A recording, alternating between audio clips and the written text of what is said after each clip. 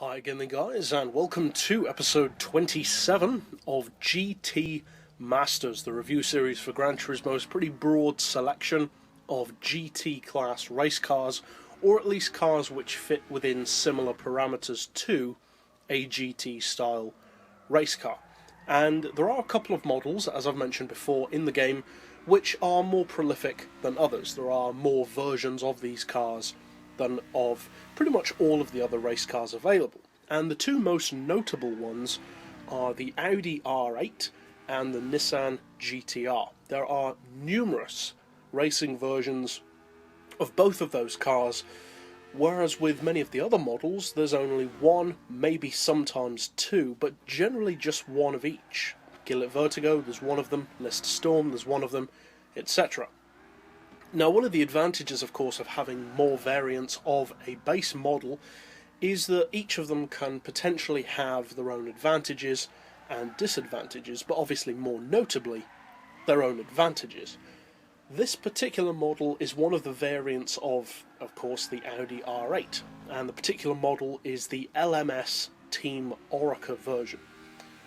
Now, I've mentioned before in a couple of episodes in this series involving the Audi R8 and elsewhere on the channel that the Audi R8 race car, as far as I'm concerned, in its LMS form, or the GT form rather than the LMP, is one of the trickier handling race cars to get a hang of, alongside primarily the NSX, which I would consider also, in all of its forms, racing forms that is, to be kind of a tricky handling vehicle.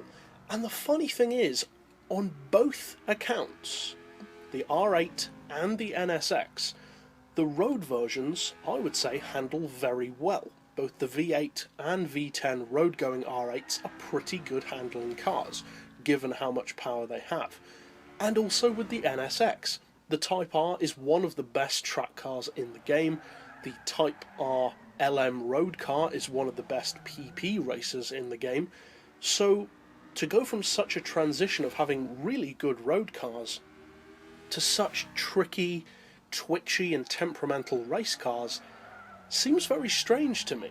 But that is the case on Gran Turismo 6, whether we like it or not. And unfortunately, that does carry over at least to some degree to this car as well. Now, I would say of the R8s that are on the game, this particular model is one of the better handling ones. The Team PlayStation version, the dark grey one which we've already reviewed, I consider to be a specifically bad handling car. Now, you can fix it to some degree with tuning, but the essential handling characteristics of the car overall are just not very good. With some of the NSXs as well, the handling is just too twitchy to be good, especially against cars which are naturally far better, such as the GT-R, the SLS, and various others. This particular model, though, as I said, I would classify as one of the better R8s, alongside, say, the Team Phoenix model, which we already reviewed in this series. And to be honest, as far as R8s go, that car is pretty difficult to beat, because not only does it have a strong overall package and a very eye-catching livery, but it's also technically free. And even if you don't win it in career mode, it's still only a 400 grand car, which is a very good price for a GT class race car, especially a premium one with the kind of spec and performance that that car has. This model is certainly not a bad car. It's got a 5.2 litre engine, puts out 949 horsepower, 635 foot-pounds of torque, weighs in at 1,340 kilos, puts out over 700 horsepower per tonne, and has a pretty high PP of 674. So it does have a strong on-paper spec. It's reasonably heavy, certainly heavier than some of the other R8s, almost 100 kilos heavier in fact than the Team Phoenix, but still, 1,340 kilos isn't bad. That's still lighter than, say, a GT-R. It's certainly something that you can work with, and it has more than enough power to back up that weight. But from there on, it's not quite as strong in practice as you'd like it to be. For a start, there's the price.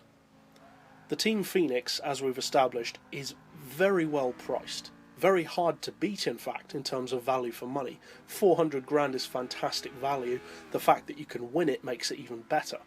This car costs 1.575 million credits, making it not only more expensive than the Phoenix, but actually more expensive than most of the other cars in this series. It is one of the most expensive GT class machines, and for that kind of money you can actually get a couple of decent LMP cars. Not at the same time, of course, but there are a couple of options for that money or less. What about the performance though? Does the performance justify it being more than 3 times the price of the Phoenix? Well, unfortunately no. The top speed is slower than the Phoenix by around 10 miles per hour or more. The acceleration is also slower, and although the handling is definitely not one of the worst R8s, it's not necessarily the best either. It still has that characteristic twitchiness, and again, like the NSX, feels somehow like it handles from the centre of the car rather than the front, which is annoying. It makes the car feel almost like you're driving a forklift truck, pivoting from the centre, which I personally find really annoying. For some reason, both of the big, powerful stalwarts of mid-engine rear-wheel drive GT cars, the R8 and the NSX, both suffer from that issue. And it's one of the reasons why I'm not a huge fan of mid-engine rear-wheel drive race cars. I prefer front-engine rear-wheel drive because although they do tend to get the tail out a little bit more, it's still easier to counteract that and to work with it than with a car that's just constantly twitchy. So is it a bad car? Certainly not. But can I recommend it? Unless you're looking for something that nobody else is probably going to be using, honestly, not really. But that's it for this review overall. I'll see you guys next time, and as always, thanks for watching.